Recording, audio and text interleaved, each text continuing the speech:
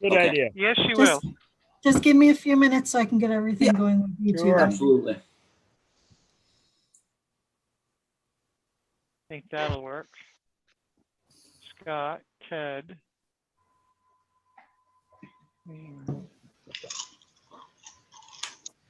Justin with an I.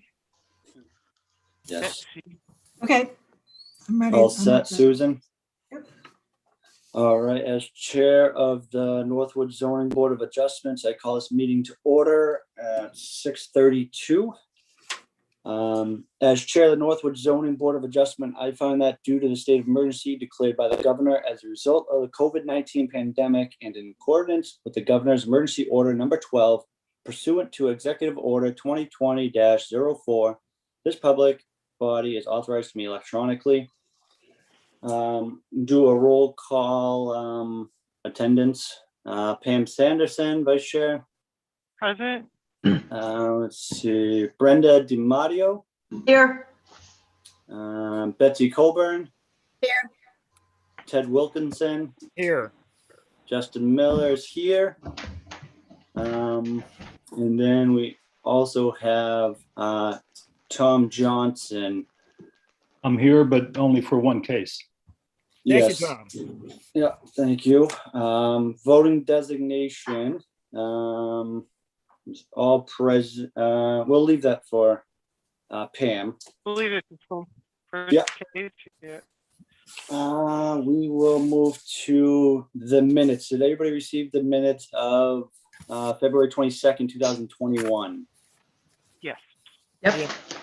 All right. Anybody see anything with the minutes? Everything looks good on my end. I move that we approved said minutes of February 22nd, 2021 as submitted. Motion by Ted, second by Betsy. Any further discussion? A second. All right, we'll vote. Pam, how do you vote? Yes. Betsy? Yes. Let's see, who else am I missing? Brenda? Am I supposed to be voting or am I just alternate? We're just voting on the No, minutes she's- right now. Bring in the minutes. Yes. All right, Ted? Yes. And myself is yes, Justin. And I'm gonna hand the chair, I'm gonna hand it over to Vice Chair Pam Sanderson for rehearing case 20-01. All right. Hi, good evening. This is case 20-1, June Kulikowski, Big Buck in Bigelow Road, map 125, lot 2324. Applicant seeks to build a 2-bedroom residential home and requests the following relief.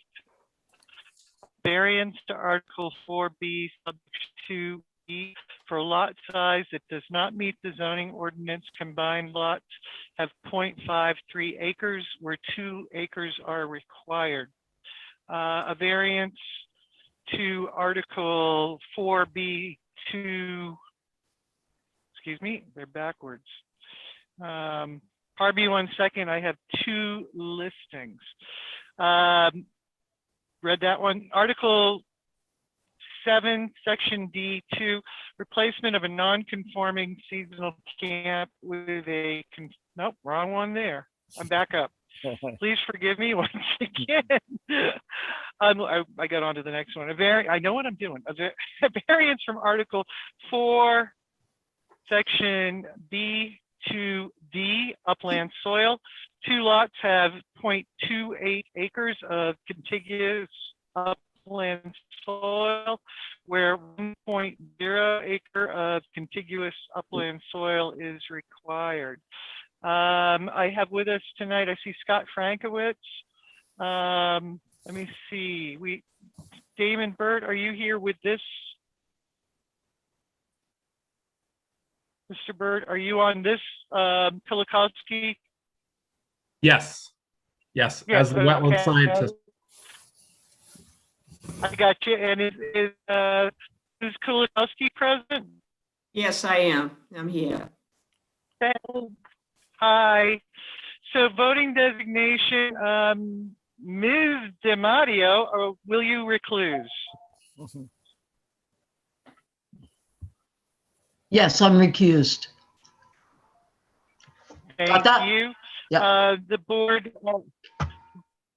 would like to appoint for this hearing Tom Johnson, who is a former zoning board member, as temporary for this application. So, Mr. Johnson, are you to serve? Yes. Thank you. So voting designation will be Tom Johnson, Ted Wilkinson, Justin Miller, and Betsy Coburn, and myself, Pam Standerson. So would the applicant, as this is a new hearing, would the applicant or representative like to give us a... Yes, thank you. This is Brett Allard with Bernstein Share on behalf of the applicant June Kulikowski.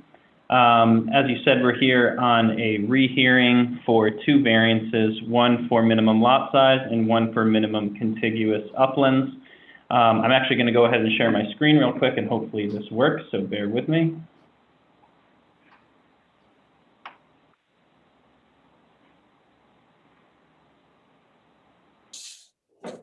All right, can everyone see that plan okay? Nice, yes. Yes. Great. So this is tax map lot numbers 125, 23, and 24. It's two separate tax lots right now, but we are proposing to consolidate them in connection with this application. The property is situated at the corner of Bigelow Road and Big Buck Road. It'll be serviced by private well and septic, and in fact, the applicant has already obtained a septic approval from DES, and they received that on July 21st of last year. So as this board knows, this is a neighborhood that's made up of mostly grandfathered lots of record. These two specific lots have existed in their current form since at least the 1960s, and they're therefore grandfathered since they predate adoption of the Northwood zoning ordinance in 1999. So suffice to say, I make that point because up until 1999, the applicant could technically build two houses on the property that you're seeing here. They could have built one on each of the lots of record. They are presently vacant, both lots, although I understand that some neighbors have taken it upon themselves to store some yard waste and debris down here in the southeasterly corner of the property. The lots approximately combined 0.53 acres, and we have combined about 0.28 acres of contiguous upland. The wetlands on the property are confined to a contiguous area on the southerly portion of the lot down here, and then we have a decent-sized contiguous area of upland all up here. So the applicant first appeared before this board at the October 26, 2020 meeting for three variances. The two we're here for tonight, and then there was a third frontage variance. The board did grant that frontage variance at that October meeting, and the appeal periods have expired, so that frontage variance that this board has already granted with respect to this application has become final. Then we were here after the board denied the other two variances. We submitted a request for rehearing, and that was heard at the November 30th, 2020 meeting. And the board granted that rehearing unanimously, which leads us to tonight after several continuances in order for the town to fill out the board with 5 voting members. We continued after several months, and we're finally here tonight. We just wanted to thank Linda Smith and the board for their time and effort associated with filling out the seats that were before vacant so that we could have 5 voting members on this application tonight.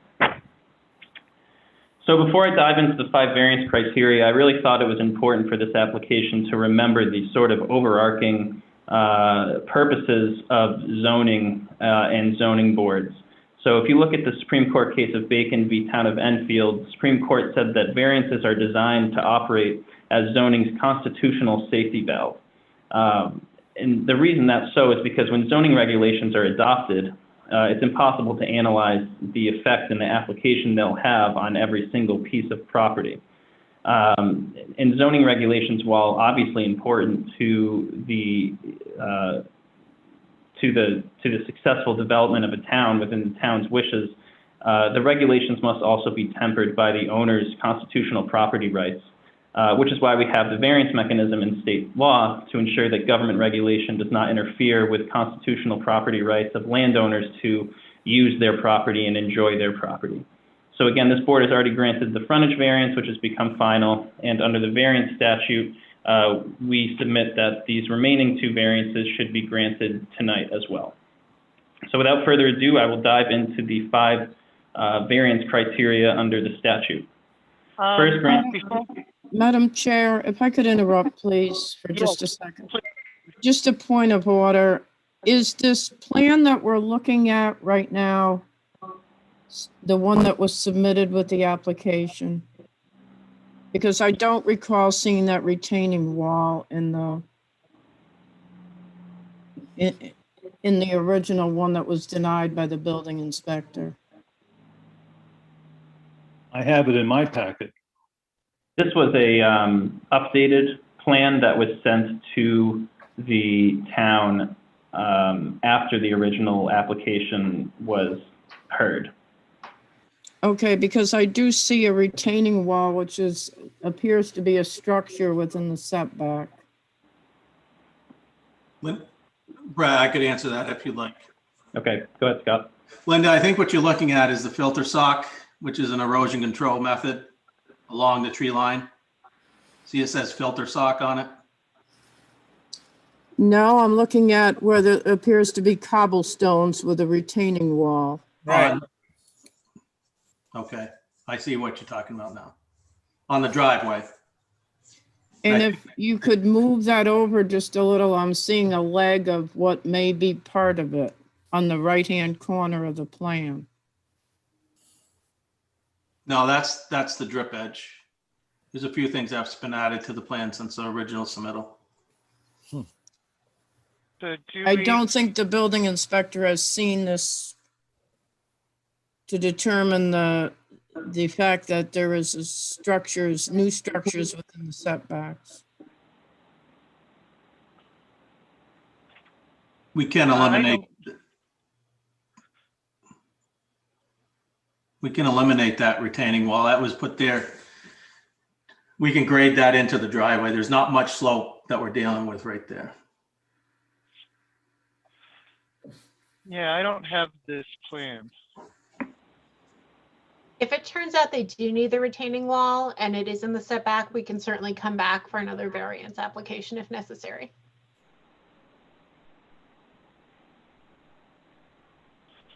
And Tom, you said you do have this one. I have an older one. I have, it's a PC1 plan that's dated December of 2020. But I came onto this case late, so I may not have, got the original packet. I have supplemental information probably. December 7th. Yeah, I haven't seen this previously. Nor have I. August, December. I got a digital. I think I got a digital of it. December 7th, 2020 is a digital. Updated proposed conditions. So that was an email. Yeah, I got the December 7th one. I believe it was submitted with the rehearing. Yeah. Well, we can move on. I just wanted to note that for the record that is. All right. And before you do the testimony on the criteria, it's our usual procedure to just go around the board for general questions. So I will start with Justin. Do you have any initial questions? I don't have any initial questions right now. Thank you. Thank you. I'll go to Ted. Do you have any initial questions? Thank you. No, not right now. Let's move on. Thanks. Okay, thank you. Betsy, do you have any initial questions? No. Okay. And Mr. Johnson, do you have any initial questions? Tom? Not at this time. Thank you so very much. Are there any abutters present?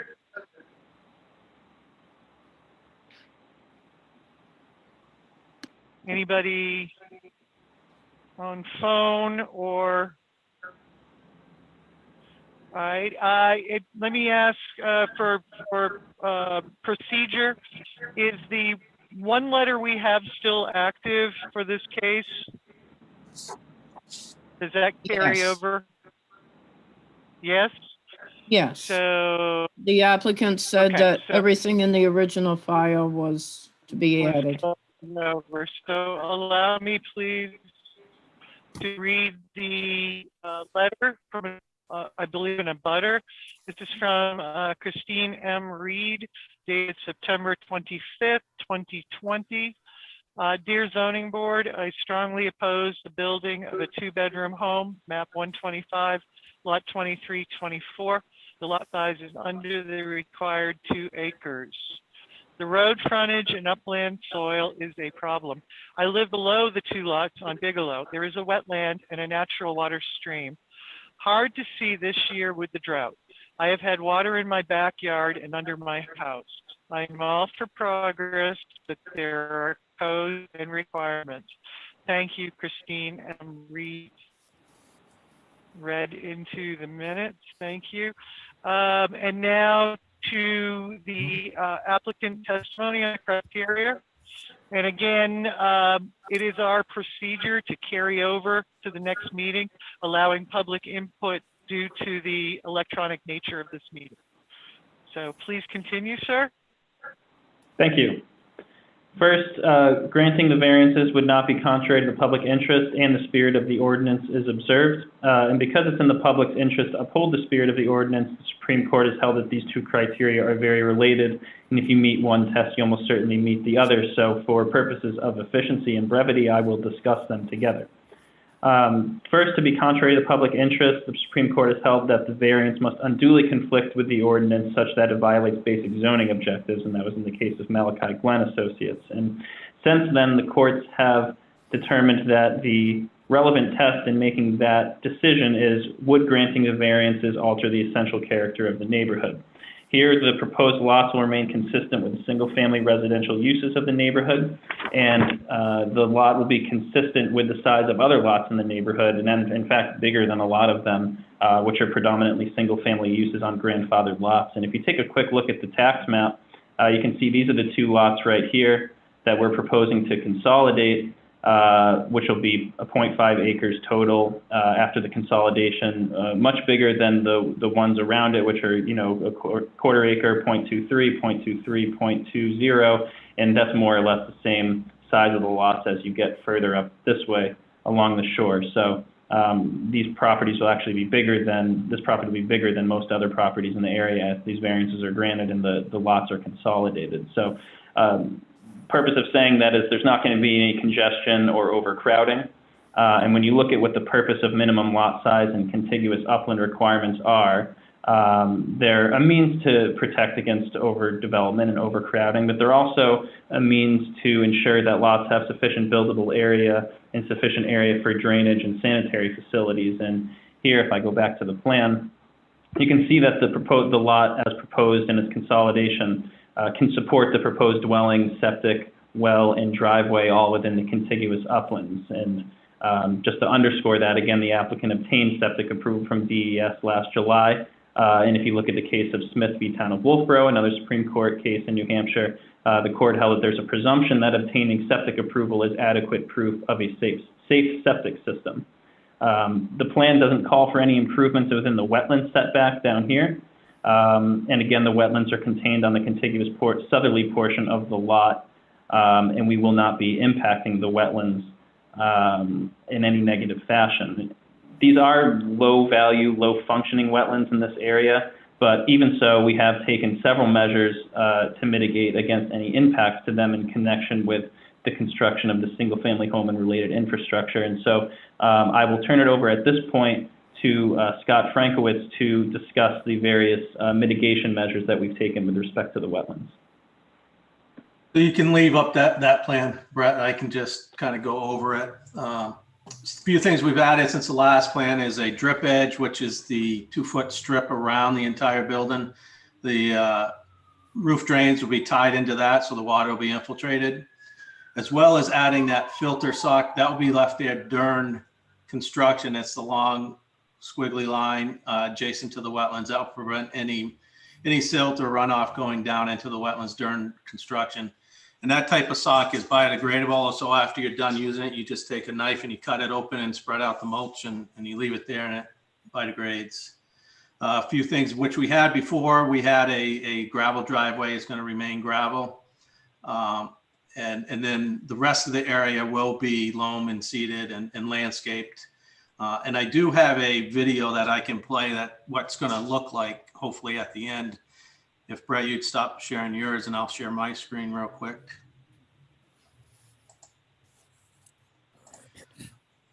So this is a video that was prepared by a local rendering AMI, and this is what we anticipate the lot to look like. It's starting up Big Buck, and it'll be going down towards the house, actually starting up the main road, Newman, and then Big Buck we would have just passed on the right. And as we go past the lot, it's going to turn. It's going to see what the house would look like developed.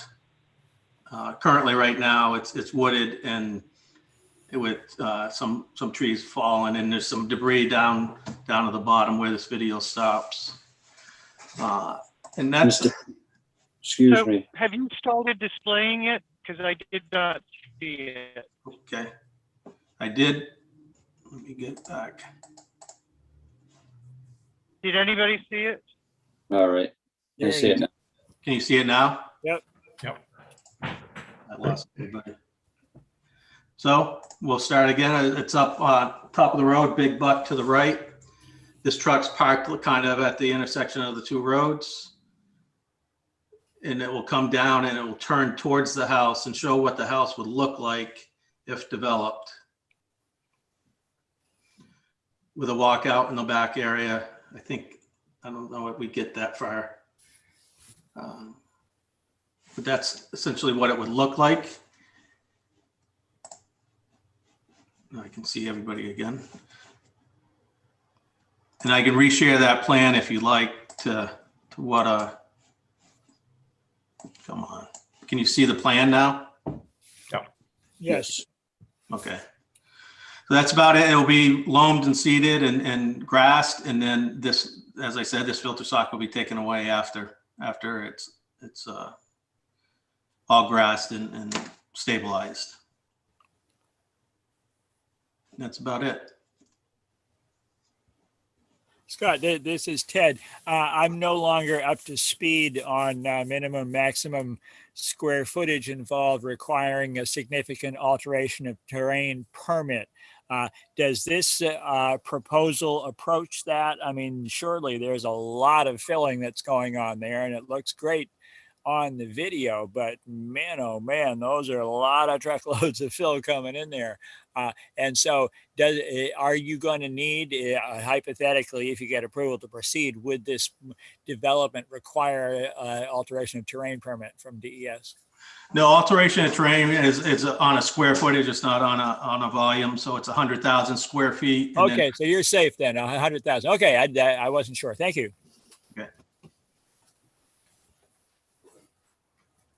All right. I'm just Thanks, looking Scott. at my criteria here. You may continue. Do you have Great. anything else? I do have a few things just to add to what Scott said, and you'll see this in our supplemental variance narrative that we submitted. I'm hoping the board has that with respect to, I submitted that at the same time as the proposed the updated consolidation plan. But as we put on there, we're going to use organic lawn fertilizers here. The driveway is pervious gravel to provide increased infiltration of runoff. And we are, let me share my screen again, maintaining a tree line adjacent abutting the wetlands. So that'll help to further increase infiltration of surface water. So, individually and cumulatively, all these mitigation measures will ensure that the integrity of the wetland is protected both during and after construction. So just to summarize, for those reasons, granting the variances will not threaten the public health, safety, or welfare. There'll be no adverse impact or injury to public rights if the variances are granted. This is a single-family residential use proposed, which is a permitted use on this property. And for those reasons, granting the variance would not be contrary to the public interest, and the spirit of the ordinance is observed. Very good. Third criteria, substantial justice is done. As this board knows, this is the balancing test. The Supreme Court has held that perhaps the only guiding rule is that any loss to the individual that is not outweighed by a gain to the general public is an injustice, and that was the Harborside case. Here, there is no public injury if the variances are granted. There's no public gain if the variances are denied. There's only loss to the applicant if the variances are denied. And many homes in the area are on lots much smaller than this one will be post-consolidation. And there is substantial justice in acknowledging the applicant's constitutional property rights to use and enjoy their property, which I am going to get into a little bit later with respect to the hardship criteria, but just something to keep in mind in the meantime. So for those reasons, when balancing, doing the balancing test, the loss to the applicant if the variances are denied far outweigh any harm to the public, which we don't propose there would be any if the variances are granted. Fourth criteria, the values of surrounding properties will not be diminished. We'll be making these lots bigger as a result of the consolidation if these variances are granted, increasing the total size and contiguous upland area. All the proposed improvements are within the building envelope. Again, we can remove that retaining wall from the plan. And if the board was to grant these variances, they could condition their approval on that. We're not requesting any setback variances in order to build or encroach on the setbacks or build any closer to any neighbors than is otherwise allowed under the zoning ordinance. So the proposed dwelling is fully compliant relative to its location and distance from the boundaries of abutting properties. Again, in addition to this revised plan and the supplemental variance application narrative that we submitted to the town back in, I believe, December, we also submitted a letter from the applicant's a realtor that the applicant had engaged to look at this, and that was Judy Anthony. And I'm showing that letter here. And she said, "Dear ZBA members, I've been asked to address the concerns of the board on behalf of June Kulikowski, the owner of the above properties, regarding the impact of a building on a house on these lots, which I understand have been merged together to create one parcel. I've reviewed her application and proposed building plans, and in my professional opinion, the development of the Cape-style home and landscaping will only enhance and increase the value of the area and the surrounding properties." So that's from a real estate professional who had taken a close look at this and determined that not only will there be no diminution in surrounding property values, but this will, if anything, help. Again, I mentioned at the beginning that and Scott mentioned that there's been some storage of yard debris by neighbors in the area because this has been a vacant lot. That's not going to happen anymore if these variances are granted and this property is developed and sold. That yard debris will be removed, and if these variances are granted, the property will really just be revitalized, improved with the new home and landscaping, as you saw in the nice rendering. And it'll be a nice, well-maintained yard and a great addition to the property, a great benefit to the neighborhood. So for those reasons, the values of surrounding properties will not be diminished. And last but not least, on the variance criteria, unnecessary hardship. As this board knows, the first aspect, the first prong of looking at that analysis is to determine whether the property has special conditions that distinguish it from others in the area. This property has many. First, it's a corner lot situated along 2 private roads. Second, it's impacted by wetlands in a way that other properties in the area are not. Third, it's presently vacant where most others in the area are developed. And again, there is the yard debris issue, which as far as we know, is only happening on this property in this area. So owing to these special conditions, there's no fair and substantial relationship between the purpose of the minimum lot size and contiguous upland requirements in their application here. As I discussed earlier, the purpose of those requirements are to ensure the lots have sufficient buildable area and sufficient area for drainage and sanitary facilities. And even though this property is a corner lot impacted by wetlands, the lot, as we discussed and you can see, can adequately support the proposed dwelling, septic, well, and driveway, as evidenced by many factors. One being that, again, the applicants already obtained septic approval from DES. The plan doesn't call for any improvements within the 20-foot wetland setback. As Scott discussed, and I followed up on, the lot's conducive to the implementation of mitigation measures to protect the integrity of the wetlands. All the proposed improvements fit within the building envelope. We're holding all setbacks relative to abutters. We're not asking to encroach closer to abutters than we're otherwise allowed to under the zoning ordinance.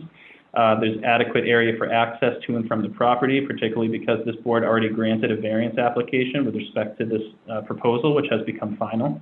And the proposed single-family use is permitted by right on the lot. So even if these variances are granted, the purposes that the zoning ordinance aims to protect with these requirements is still upheld, and those protections are not compromised if these variances are granted. And it's really underscored by the case of Malachi Glenn Associates. And if you look at that case, the Supreme Court, in looking at a property that was pretty similar to this one, held that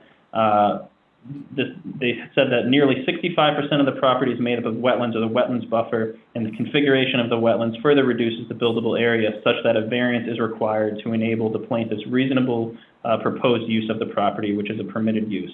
And again, that's really the theme we have going here. This is a permitted use. This is a reasonable use of the property, and the landowner has a constitutional right to use and enjoy their property for a permitted use. And really, to deny these variances, as you see in our supplemental narrative, would be what we believe to be an unconstitutional taking without just compensation. And just to touch on sort of, to go through that analysis really quickly, zoning is really an exercise of the police power, but that police power needs to be exercised reasonably, and that exercise can't interfere with landowners' constitutional rights to property. And that was the case of Brady v. Keene, where that was acknowledged by the Supreme Court. And in Smith v. Wolfboro, the Supreme Court held that taking occurs when the application of a regulation to a particular property denies the owner of an economically viable use of his or her property. And when governmental action substantially interferes with or deprives a person of the use of their property in whole or in part, that can constitute a taking, even if the land itself is not taken. So these lots, again, were created in the 60s. They're grandfathered lots of record. Up until 1999, the applicant could have built two dwellings on these properties. We're only proposing one, and it was only after 1999 that we required this types of relief, and really the nature of the landowner's property rights changed slightly.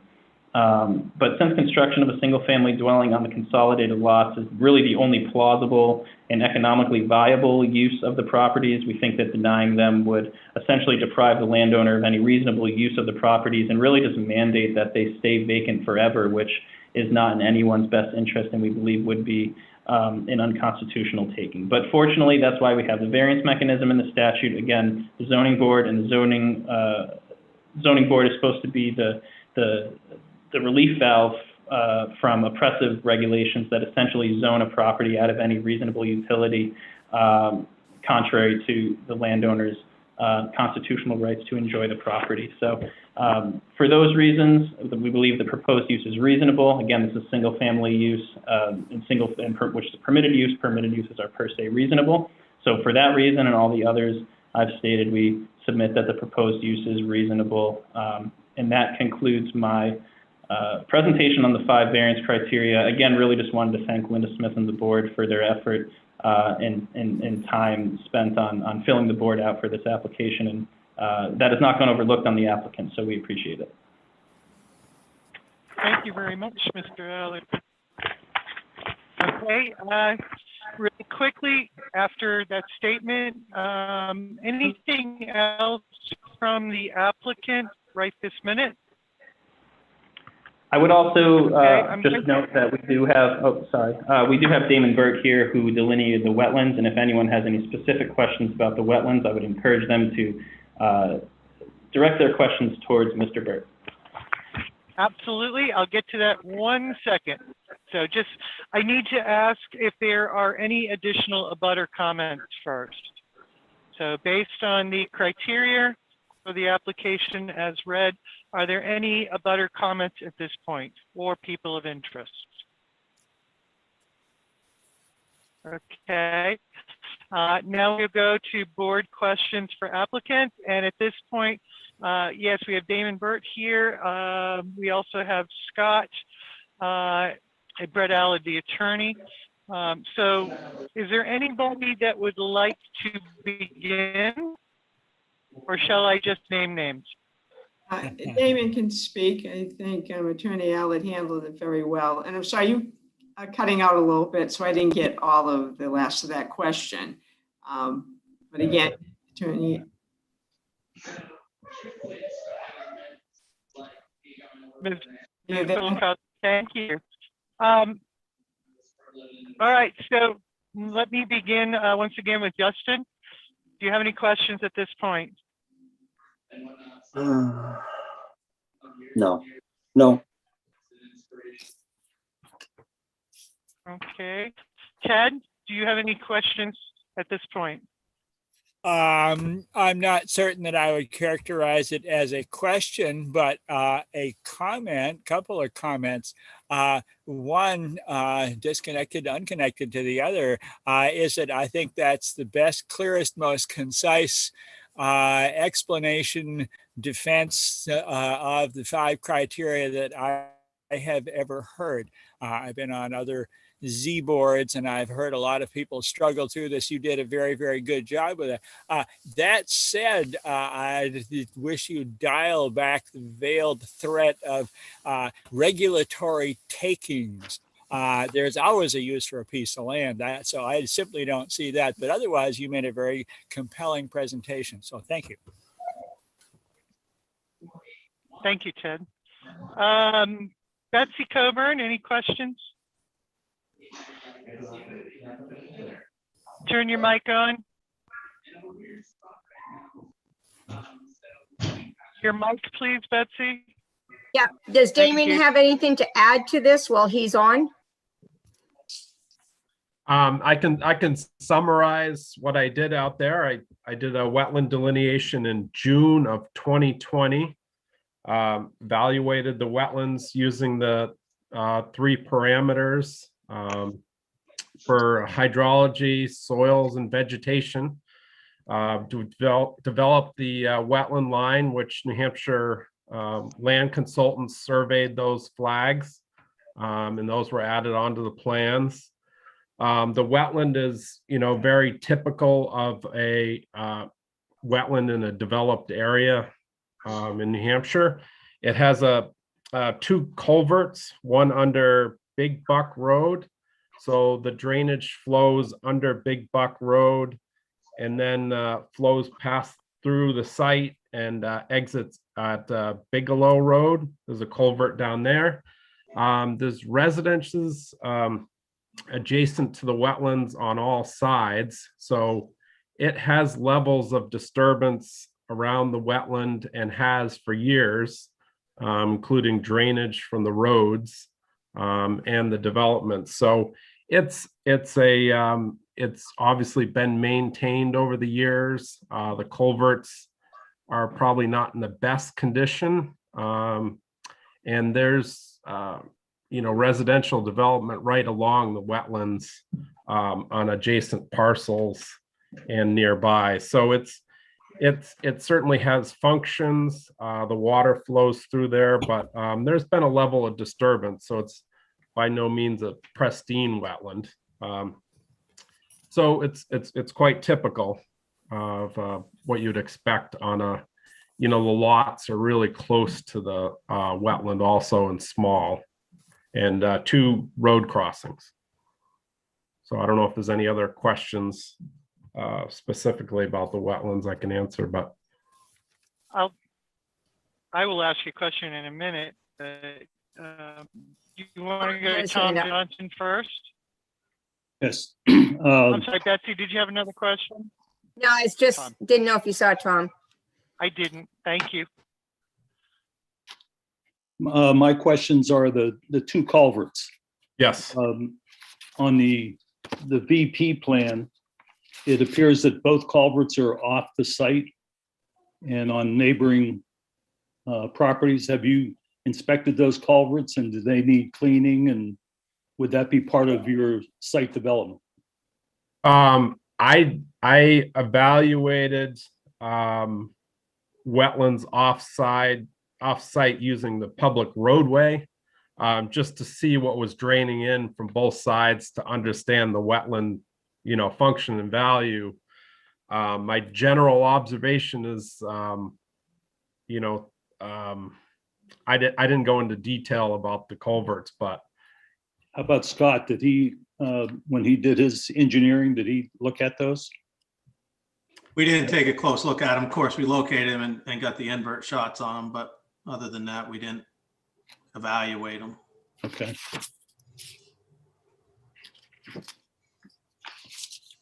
Anything else, Tom?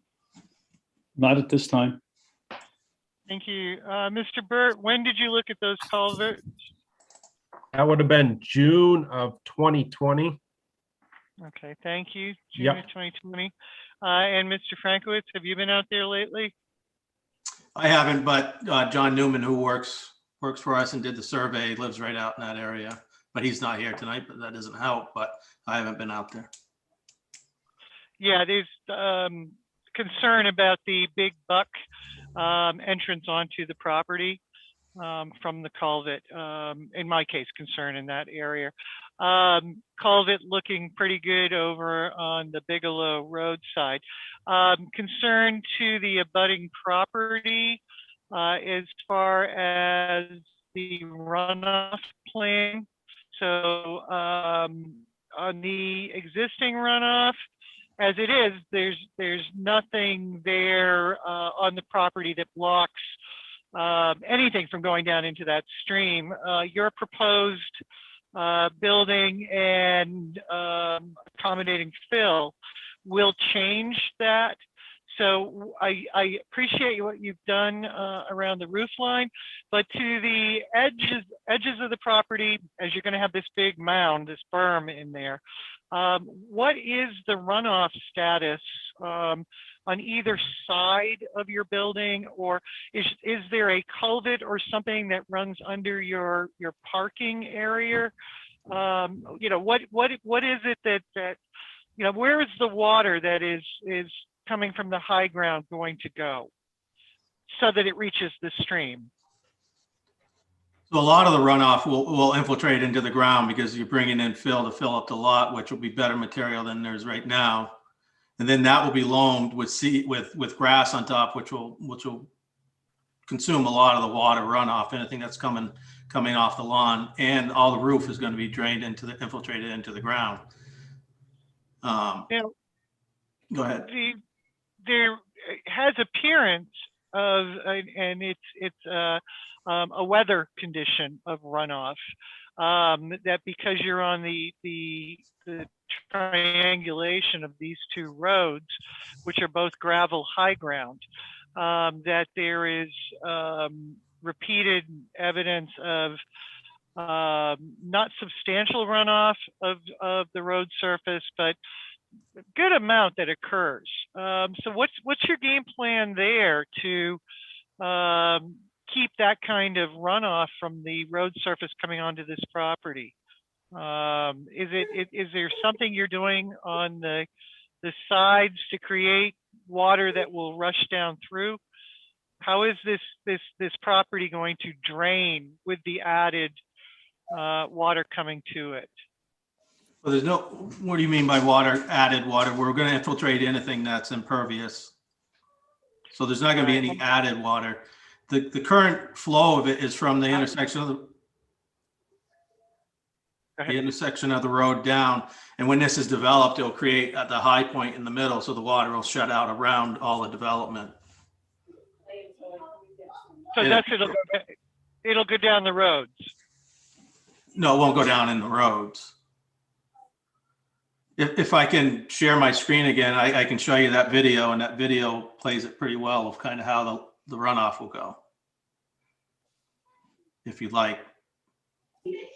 I've got it right here. Yeah, you go ahead so everybody can see what you mean.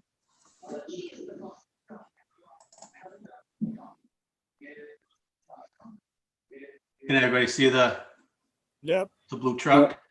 Got it. So as you're coming down, and this here right behind the truck is that high point you're speaking about. As you see, that water will run down that way and behind the truck. And as the video turns, you'll see there'll be a ditch line that comes down around this side. So that water will be shut out. Whatever's running off, most of it will be infiltrated into the ground, into the loam and fill that's going to be placed on the lot. So that water would come down probably similar to what it does right now. So looking at Big Buck Road, the water that would divert to the other side down Big Buck. Yeah, you got your driveway, so it's going to divert. And isn't that prime wetland on the opposite side of Big Buck? On the over to the right as you look at the video? Yeah.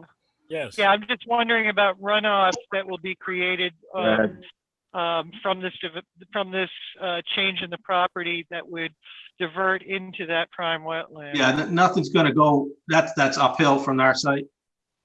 So any runoff from this site's not going to.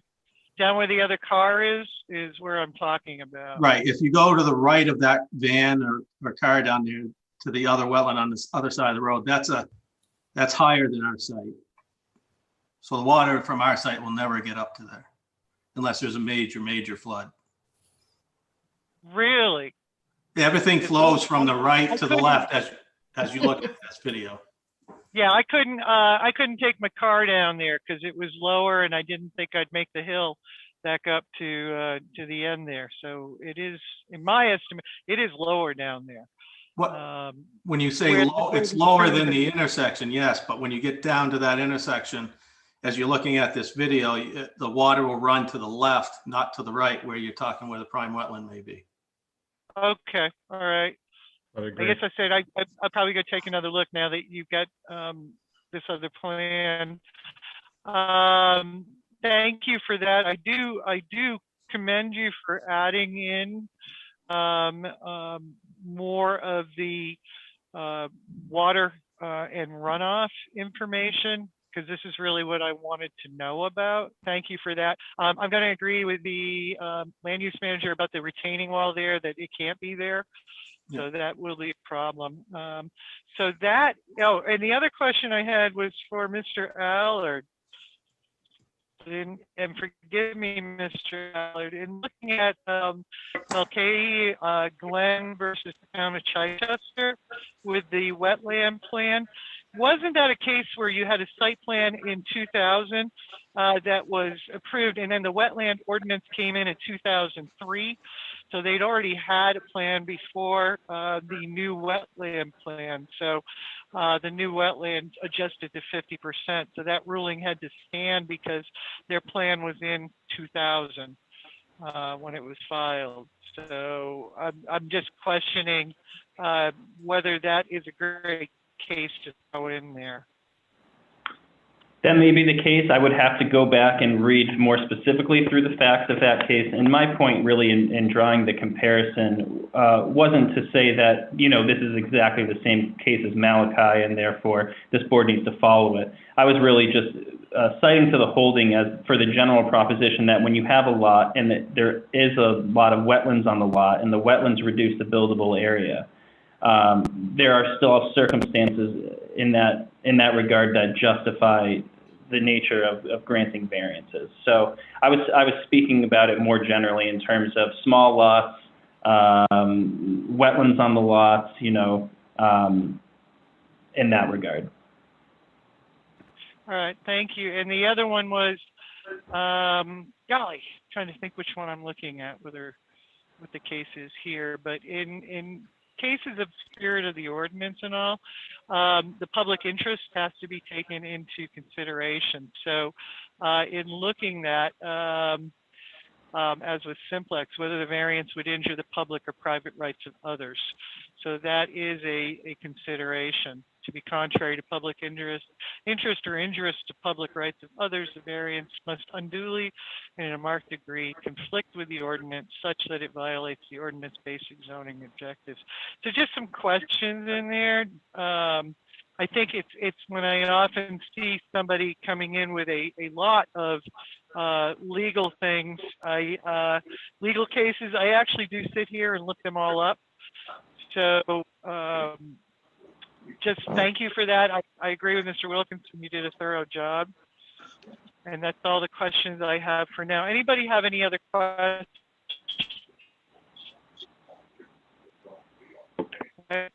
What we would do is, Yes. I think Attorney Laura may have wanted to speak. I saw her hand go up. I did, but And- that's okay. And are you all set? And I just had one thing I would like to add, if I could, just because it's been stated on the record several times, that there were no restrictions on lot size prior to 99, when in fact Northwood has had minimum lot sizes since 1968. That is greater than these lots combined. Thank you, Linda. Thank you. Linda. Thank you for clarifying that. If that is the case, then that is my mistake, and I will retract it. Thank you. Any other? So normally at this time, we would have closed public hearing and gone into the board discussion and deliberation. However, because of the electronic nature of this meeting and affording the public to have input, we have been pausing the meeting to continue to the next date pending hearing from the public or any additional information from the applicant as necessary. Any information from abutters that would be written or submitted via email, or I would say any information from the applicant would need to be in, Linda, am I correct, 10 days prior? That would be most helpful, yes. Okay, 10 days prior, and our next meeting date, and this would be first case on the agenda, April is 26th. April 26th. April 26th. So, do I need a motion for continuance at this point, or? Yes, Tom. Sure. Madam Chair, I move that we do indeed continue the public hearing on the current case to our next regularly scheduled meeting on April 26th to continue our And- discussion and deliberation. Hold on, Tom has a question or input. I thought there would be some board discussion tonight. I wasn't, since this is my first case, I didn't know you were going to continue it so soon. I do have a couple questions though, before we continue the case. There's no second to the motion yet.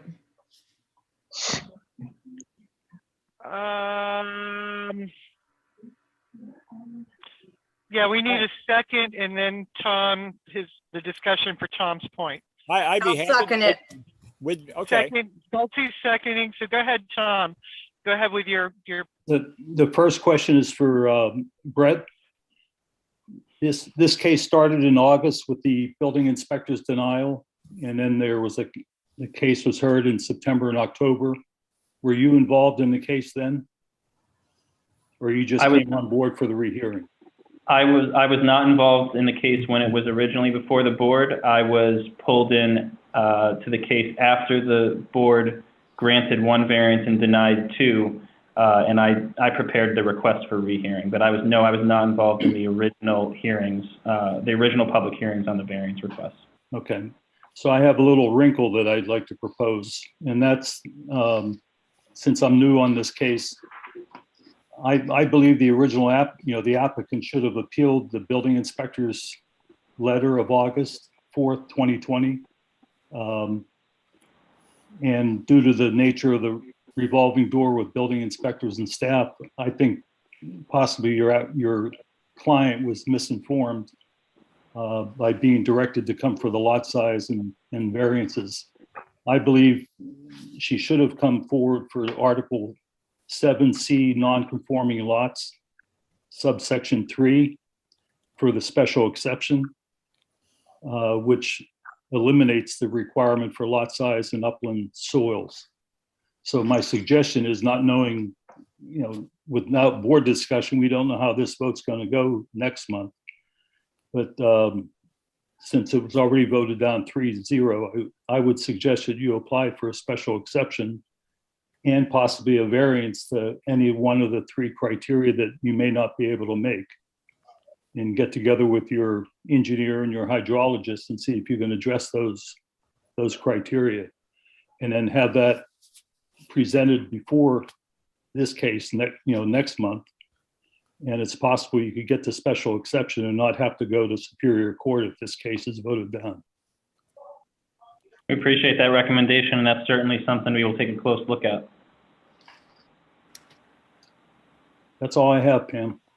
Thank you. No, thank you, Tom. Thank you, Tom. So we will vote to continue to April 26th. And Mr. Allard, you have some work to do. So those, let me see, where is my list? Justin Miller, how do you vote? Yes, in favor. Thank you. Ted Wilkinson, Yes.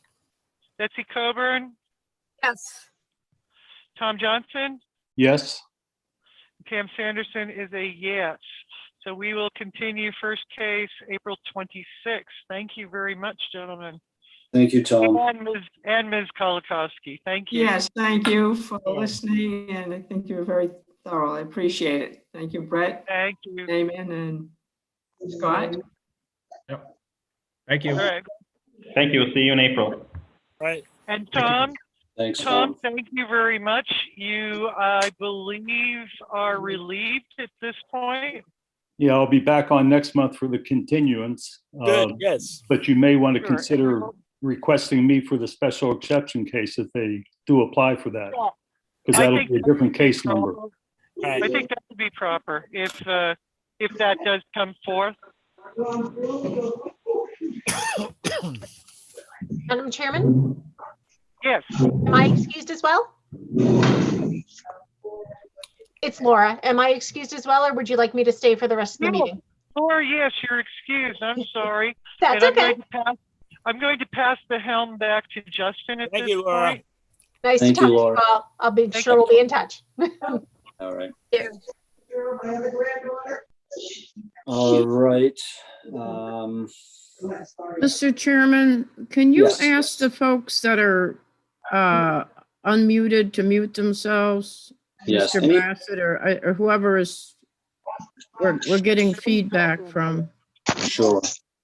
Anybody that's not muted right now, other than board members, could you please mute yourself? Miss, anybody on that has noise in the background, could you mute yourself, please? I think we're all set now. Yeah, thank you. And Mr. Frankowitz, you're frozen, or you're sticking around. Yes, I am. All right. You passed it back from. So we will get Brenda back on board. Brenda, are you back? All right.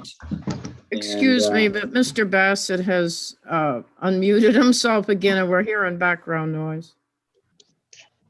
Sorry. What else is there? Anything exciting?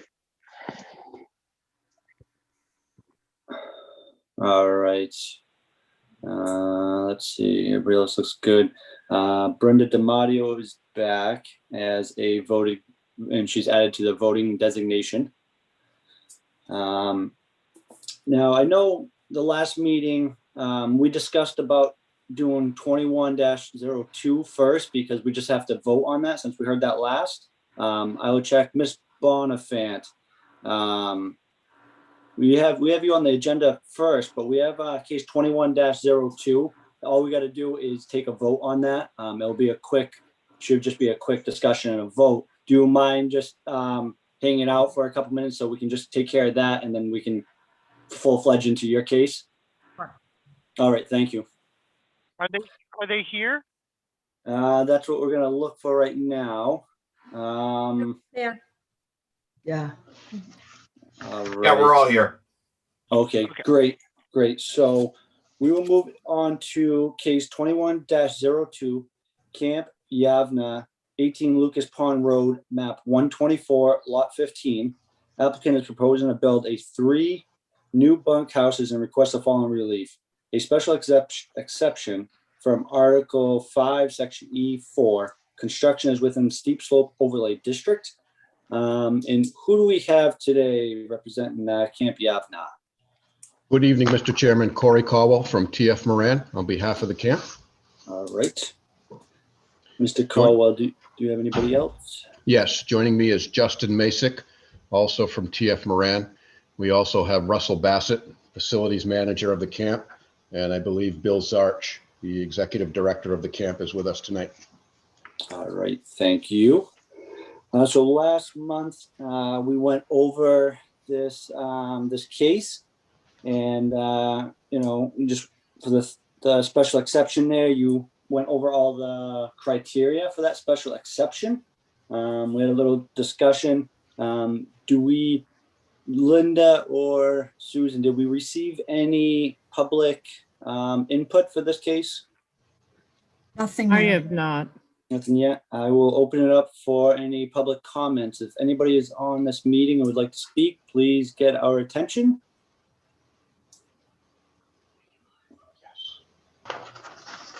I am hearing none. So say at this time, I'm going to close public comment on case 21-02. So from this point, unless anybody has, I don't know if anybody needs a quick refresher, or if, we talked about last meeting, it was pretty straightforward. Do we want to jump right into it? Anything from any members? If not, we could go right into a motion. Ted's muted. Ted, you're muted, sir. Mute. Thank you. Okay, sir, I'm happy to make a motion that we, the zoning board of Northwood, approve the Camp Yavna for a special exception. Our case number, I believe, is, you're designating it as 21-02. They're wonderful additions to our community, and we appreciate what they do out there. And so that's my motion to approve the special exception. Okay. We have a motion from Ted. Do we have a second? Second. Second by Betsy. Any further discussion on 21-2? May I just ask for the record to note that it's approved because all the criteria have been met? Thank you, Linda. Yes. Thank you. Here, no further discussion. We'll go right into voting. Pam, how do you vote? Yes. Betsy? Yes. Brenda? Yes. Ted? Yes. And Justin, myself, is yes. Thank you, gentlemen. Thank you, Mr. Chairman, members of the board. We appreciate your consideration. Thank you. Thank you so much. Yay. All right. I should say that the only thing that we forgot, and I forgot too, is to ask if we'd received or if any abutters were present. Yeah, I did. Yeah, he asked. Okay. I'm sorry. Got it. I'm trying to figure out what day I am. No problem. Thank you. Thank you. Excuse me. All right, moving right on. Moving on to case 21-1. Kim Bonifant and Vince Eugene, 426 Bull Lake Road, map 105, lot 21. Applicant is proposing to build a year-round residential home and requests the following relief. A variance to Article 7D2, the replacement of a non-conforming seasonal camp with a conforming year-round home per plans on a lot with 147 feet of frontage where 150 feet is required, and 0.31 acres where 2 acres is required. A variance to Article 4B2B for lot size that does not meet the zoning ordinance. Lot has 0.31 acres where 2 acres are required. And a variance from Article 4, Section B1, C1 for road frontage. Lot has 145 feet where 100 feet are required. See, Ms. Bonifant is present. Is Ms. Bonifant and Mr. Eugene, is that correct? Yes. All right. We we will open it up and start. Would you like to just give us an overview of what you would like to do? So we're looking to demo the current existing camp and build a 3-car garage with a living space above. All right. Let's see. Stand by. I guess we will start. If there's any abutters present that would like to speak on this case, please get our attention.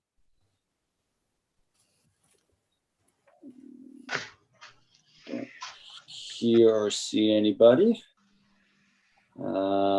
Next, I will see if there's any board members after reviewing the documents we received. Do you guys have any initial questions for the applicant? We'll start with Betsy. Okay. Was there a digital site plan? I did not receive one. There were a few things I'd asked for last month that I did not receive. And another one was the septic design. What I had was too small to read. I'd asked for a bigger copy of that. I did not get that.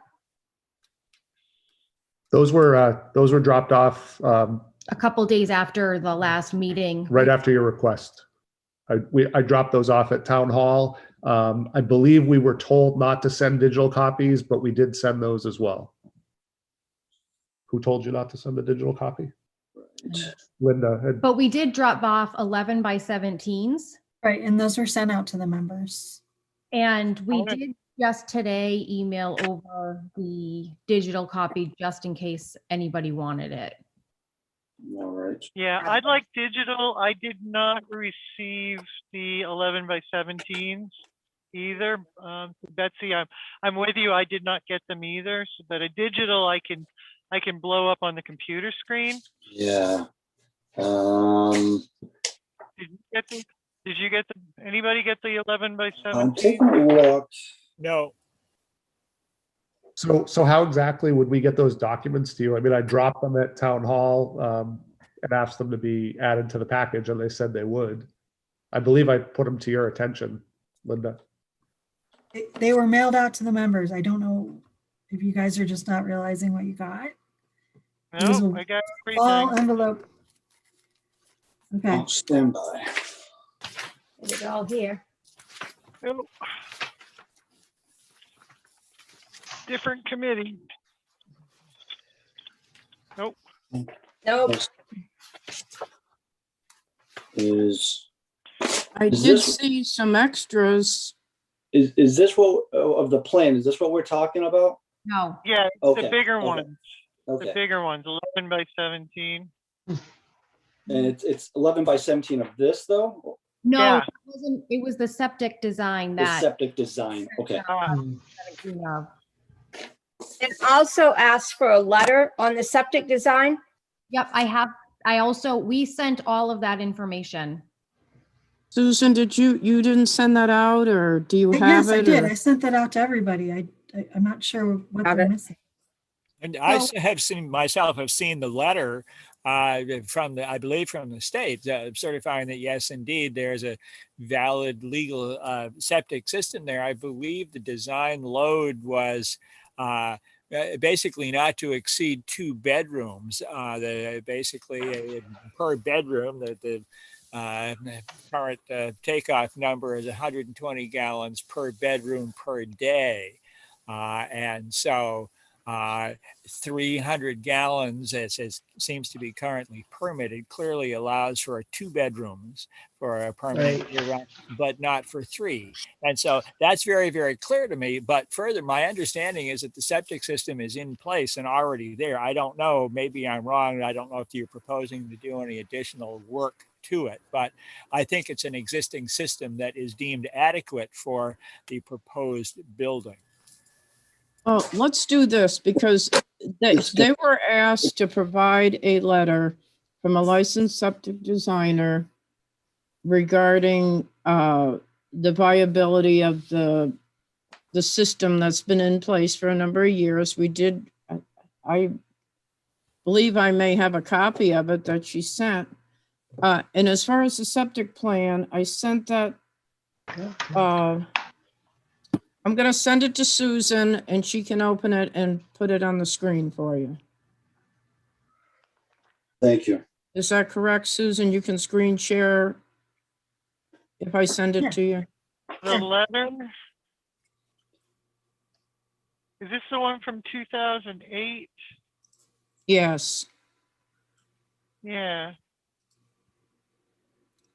the Susan, one that had asked for the letter, so. Susan, Yes. if I Not that send you old. the letter as a PDF, can you screen share it so they can see it?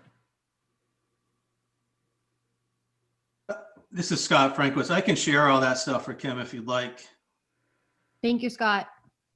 because I was the one who wrote, I don't know what other letters she may have submitted, but I submitted one letter on her behalf.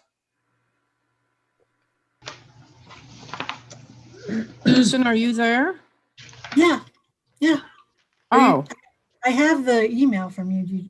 So is Scott gonna just share it? I have the septic plan. can you zoom that, Scott, or? Yeah, I'm sharing the septic design right now. That was done by David Elaine back in 2008. Can you see that? Do we have copies of that? This is what was submitted with the package.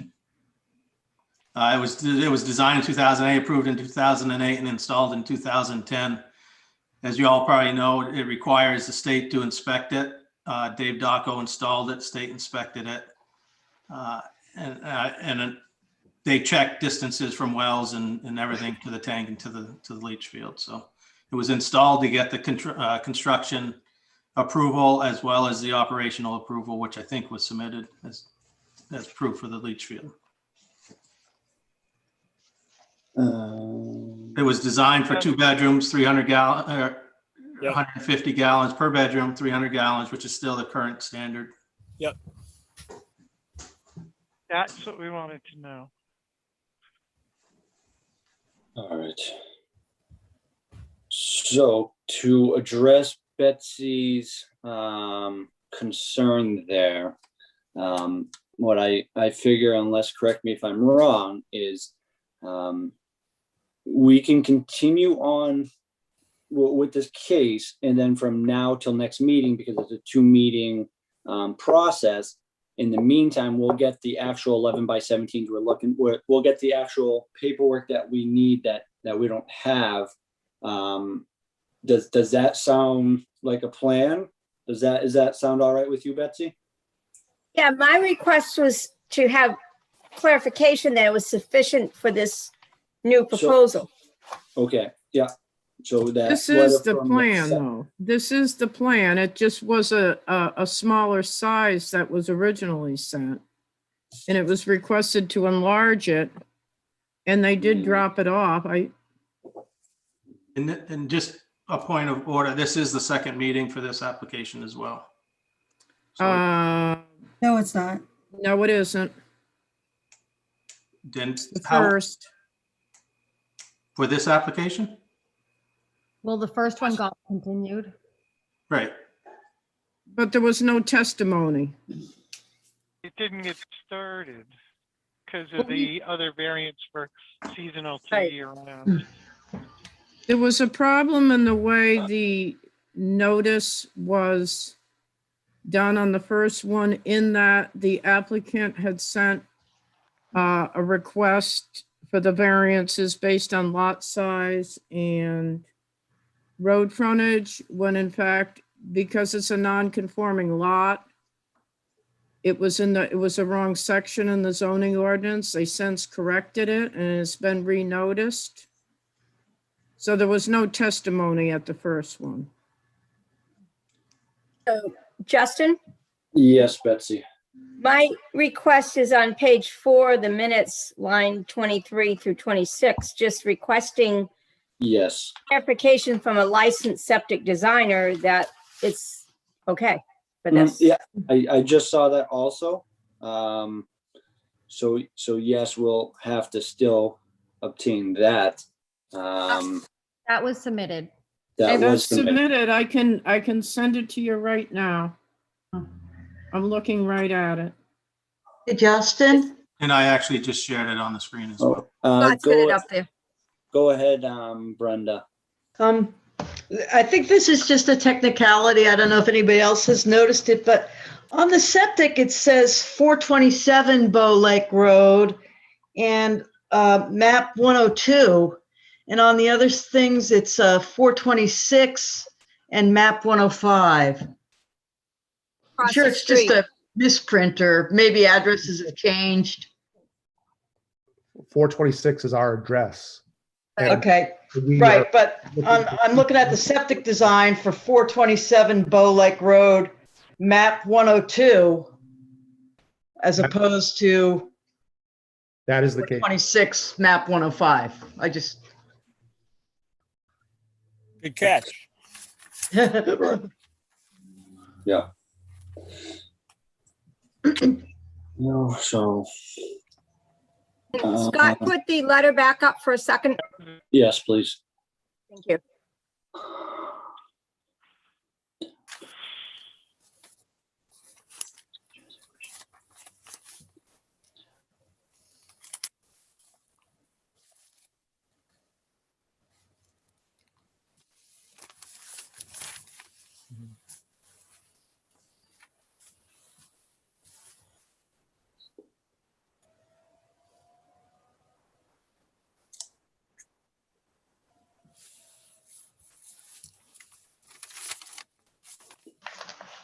I'm looking at the septic design thing, Yeah. okay? Can you go to page 2, Scott? I have a letter from, I just sent it to Susan. Maybe she can open it. Design. I sent a letter from Scott as well as from the guy that- Dan Ray's. Grover, the guy that did the site assessment. Well, I'm showing something from EDR and Family Septic Inspections in Canterbury. Is that you? That is the septic, the guy that inspected the septic system for us when we purchased the property. Someone had asked for a copy of that, so I just sent it along. Right. I think that's what they were actually looking for, was an inspection. What was the year on that? That was just done this past summer. So like July or Okay, August. so it's recent, yes.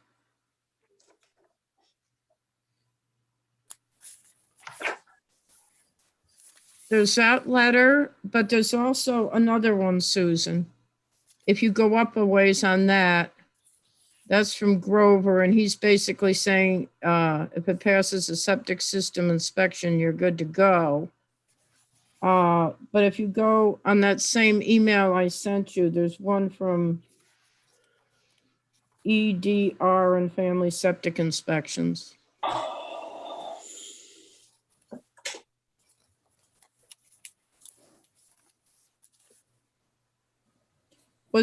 Were any of these dropped off, or were they all just digital? Those were all digital, emailed to you.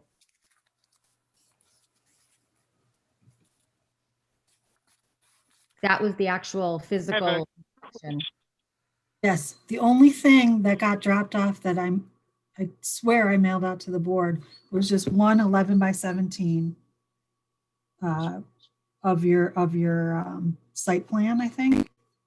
No, septic. It was of the septic design, because that was the thing that they asked. Okay, and then that's what I mailed out, but it was just one piece of paper. There Correct. wasn't a letter, there wasn't anything else with it. So I I'm don't thinking have because, that. I mean, maybe because it was so long ago, you guys don't know where it is. No, Susan, all I received was a manila envelope with the minutes and the typed up variance. This, like within the past month. That's all I've received. Then maybe I didn't see this, what she dropped off. But I could have sworn I sent that out with everything. I don't have it. 427. Can I ask a question? Well, are we kind of in the like preliminary bat around little questions? So maybe Scott can help on the septic system, which is 2-bedroom, and with the plan, which is 2-bathroom and laundry. Does that make a difference? I'm assuming the existing structure has 1 bathroom. Yeah, that doesn't make a difference. Septic system's based on just bedrooms. That's exactly right. Just bedrooms. Okay. And there's no change there. And laundry and all that. Okay, all right.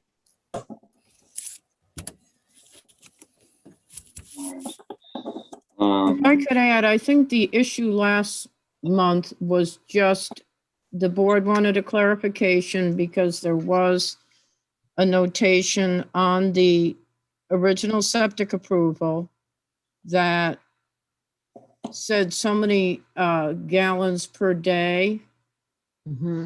And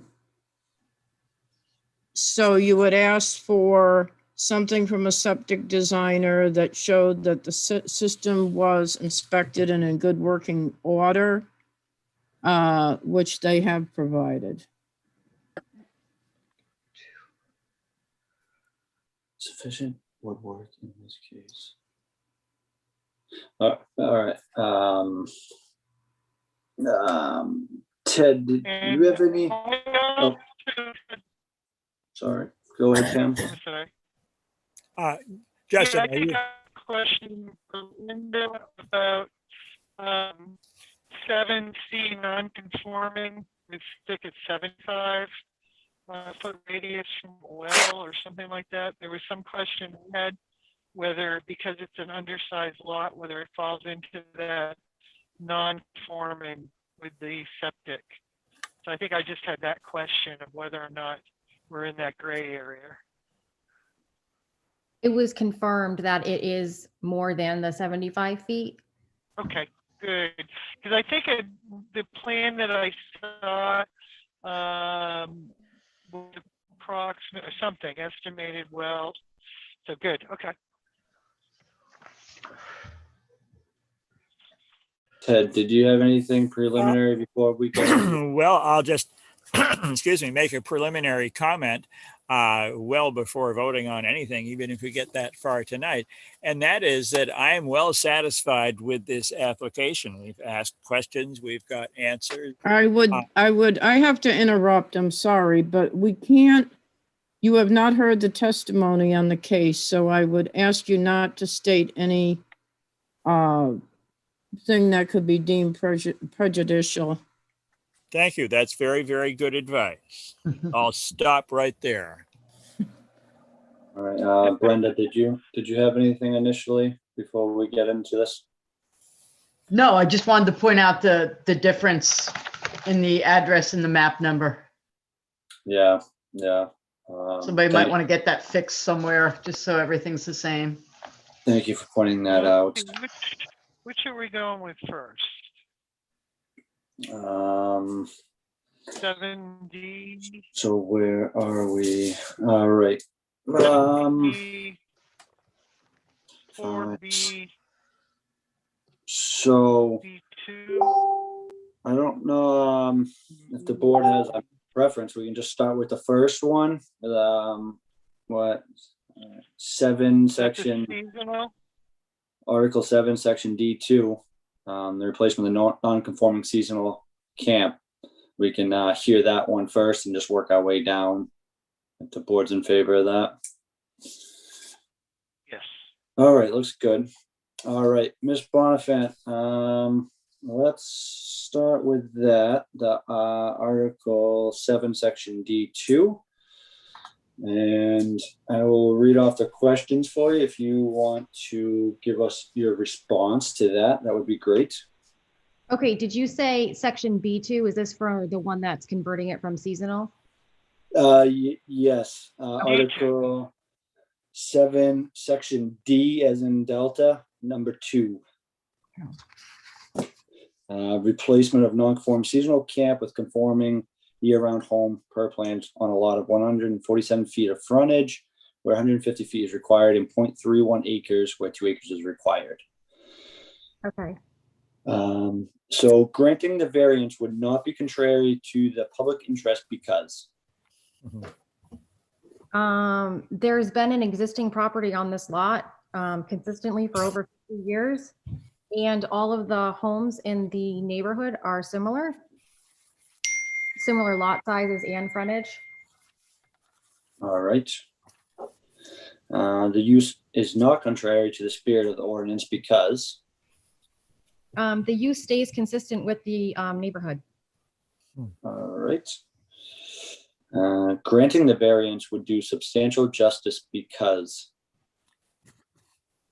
Granting the variance makes the home a conforming structure within the setbacks, and it meets all code and safety requirements.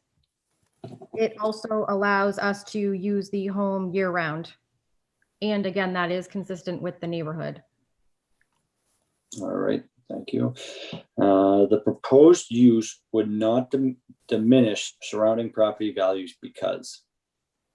It would be, the home would be like I said, it's the home's going to be comparable to the surrounding homes in the neighborhood, and it's going to be upgraded. Right now, the existing camp that's there is kind of dilapidated.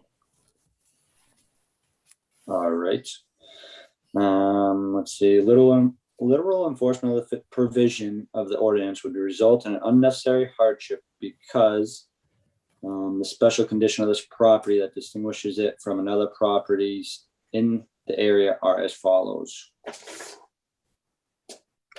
By approving the variance, it will allow us to replace the current property, which is in need of substantial repair, allowing us to make it a year-round home consistent with the neighborhood. So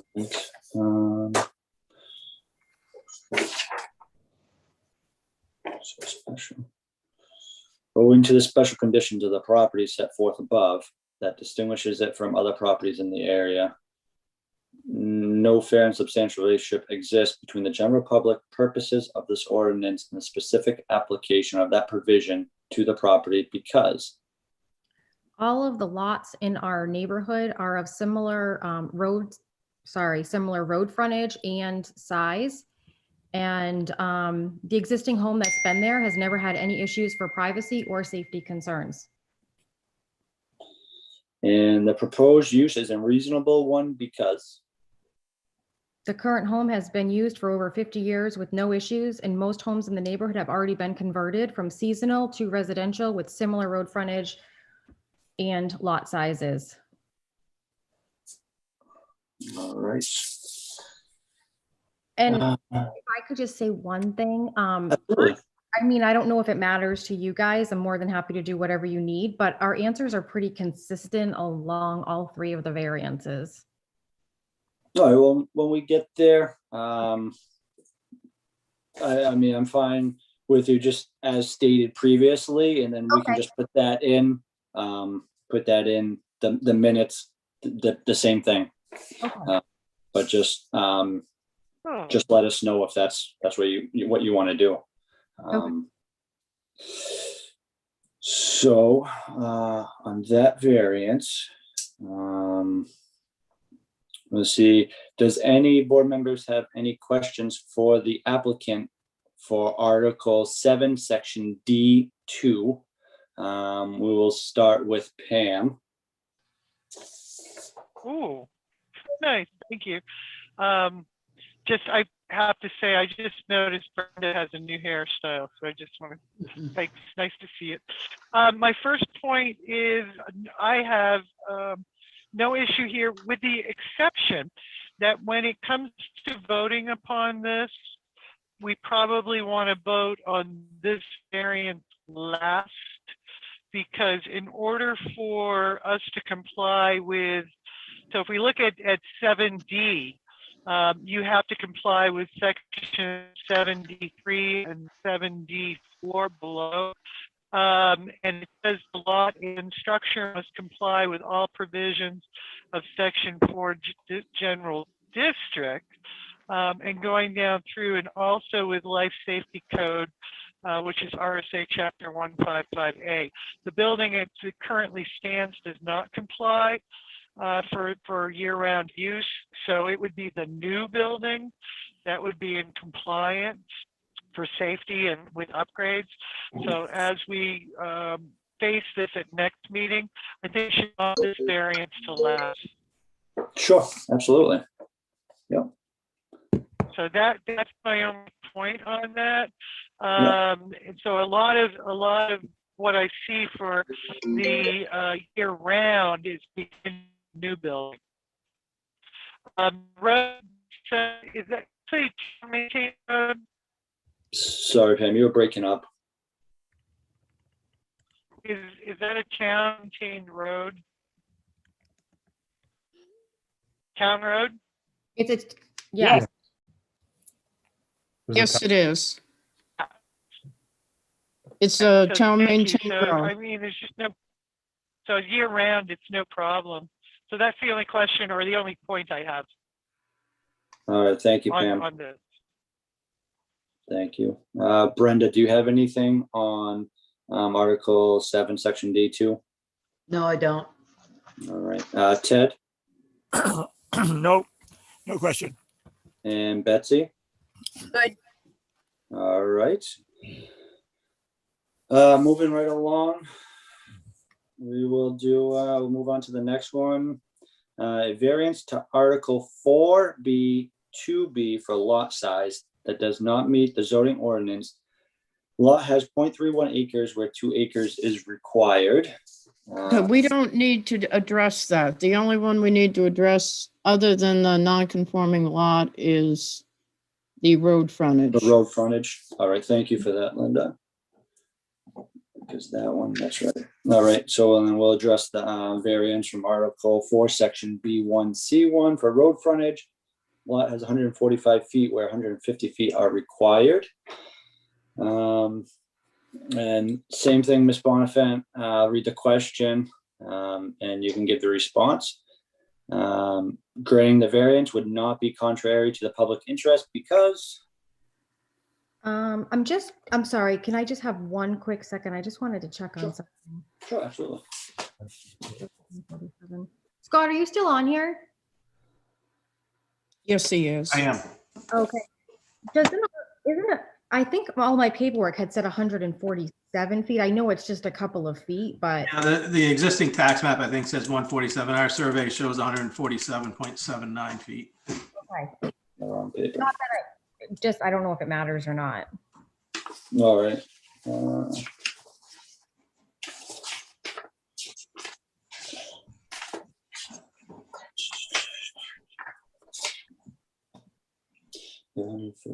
Feet.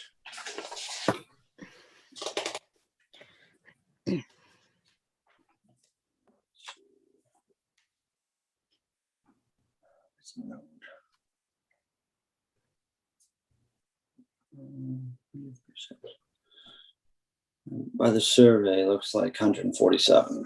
But anyways, now, so are you ready, Ms. Bonifant? Yes. All right, thank you. Granting the variance would not be contrary to the public interest because. Same as previously stated. Is that okay? Or I'm more than happy to reread the answer. I mean, if you reread it, that'd be great. It'd just be probably a little easier, just to reread it. So it's all on the record. We don't have to worry about it. Thank you.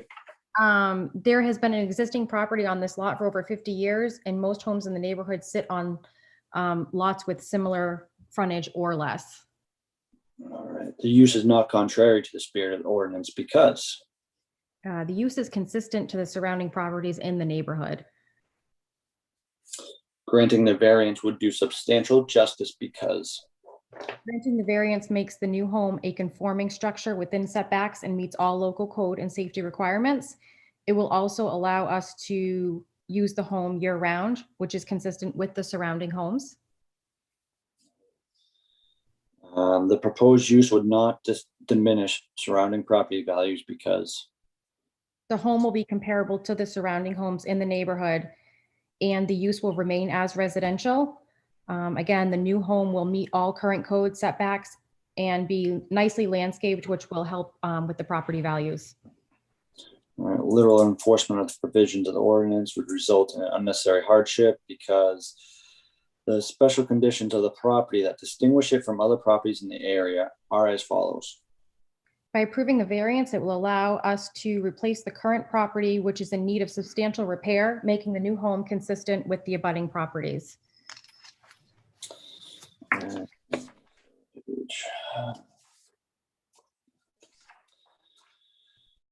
Owing to the special conditions of the property set forth above that distinguishes it from other properties in the area, no fair and substantial relationship exists between the general public purposes of the ordinance and the specific application of that provision of the property because All of the lots in the surrounding area are similar in road frontage and use. The existing home has never had any issues with privacy or for safety.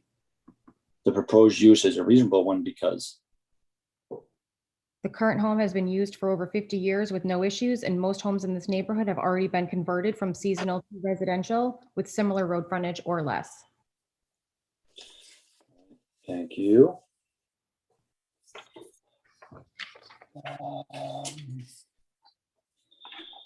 Now, does any board members have any questions for the applicant on road frontage? And we will start with Betsy on this one. Yep, I'm good. Brenda, Nothing for me. Pam, No, all set. Ted? Nope, no question, no problem. All right. Neither here. I have nothing on road frontage. I will, let's see, open up for any public input. If there's anybody on the meeting that would like to speak in reference to case 21-1, please get our attention.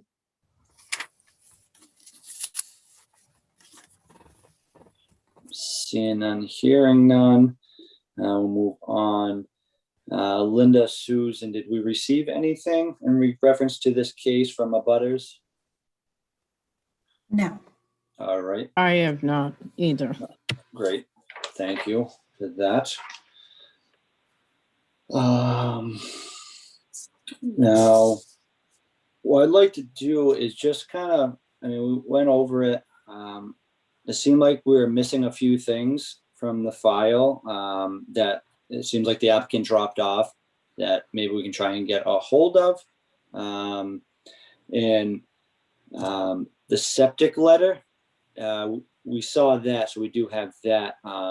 Betsy, was that fine for you? Is that what you were looking for? That's fine. I'm good. Okay, all right, great. So actually, I think, now, does anybody want any of the copies?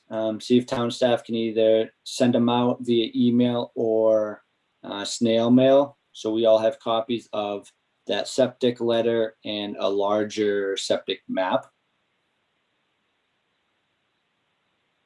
Or is everybody pretty good? As long as they're in the file. I'm Pretty fine good with on it. the septic. Okay, Even a digital is fine, but I'm fine, I think. okay, As long as it's in the file. yeah, sure. Are we going to do any questions tonight for the applicant on any of this? Yeah, do you have any?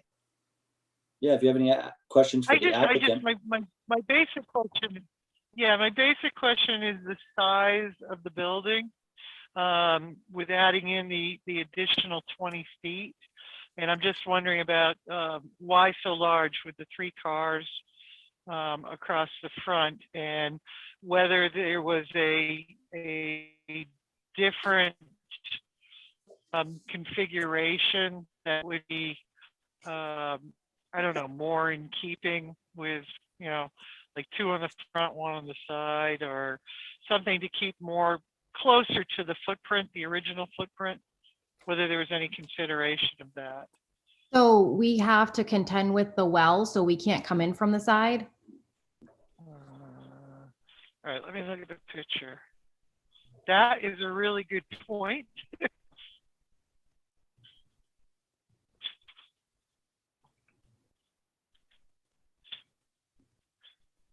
And we live across the street, so I mean, obviously we're trying to make the building as aesthetically pleasing as possible. All right, so yeah, you really can't go too much.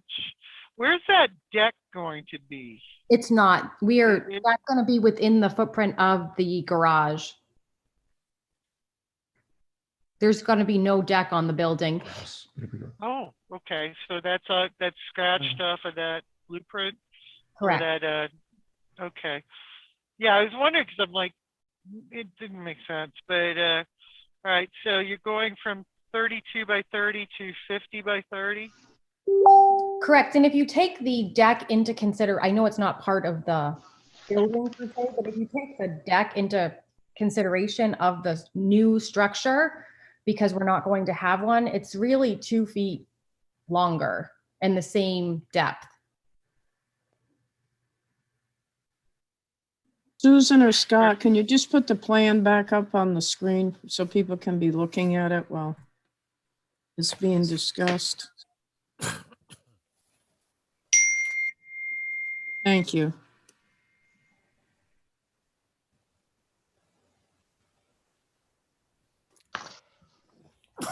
Speak to this just a little bit. Where the impervious is pretty much the same as existing with, like Kim was saying, removing the deck. The area is not changing much for a footprint. And actually improving it, moving it inside the 20-foot setback. Yeah, that is an improvement.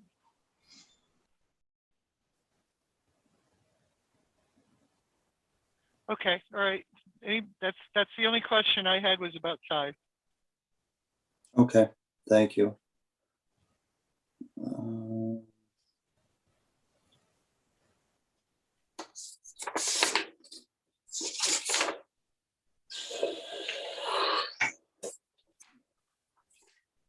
Well, if there's no further questions, we'll leave public comment open. If anybody would like to submit any comments in reference to this case, 20-1. (21-1). Yeah, it's 21-1. Thank you. Please submit it to the town within 10 days before the meeting so we can get a copy of it and review it. If nobody else has anything further, we could proceed to the next meeting, wrap this up. Is there anything else that anybody needs any clarification on before we go, or any additional documents before we go? I'm hearing nothing, so that's. I'll make a motion to continue.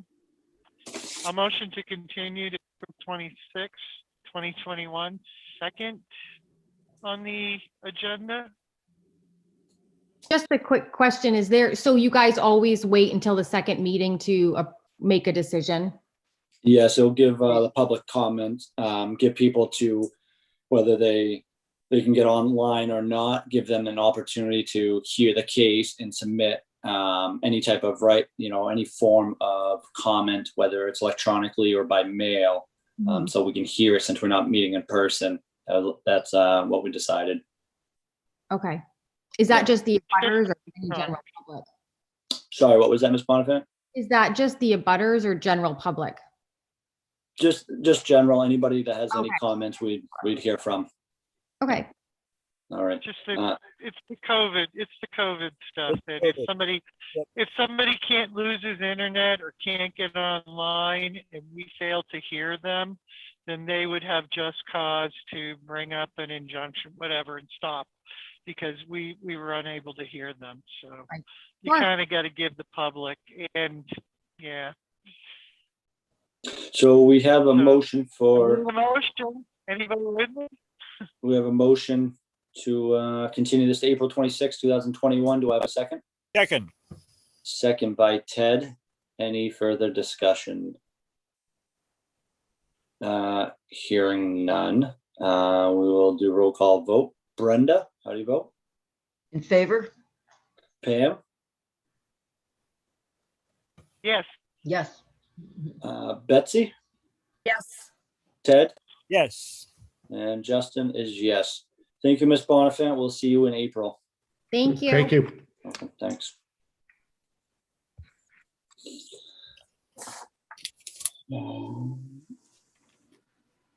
Now we'll move on to any internal business that the zoning board may need to hear about.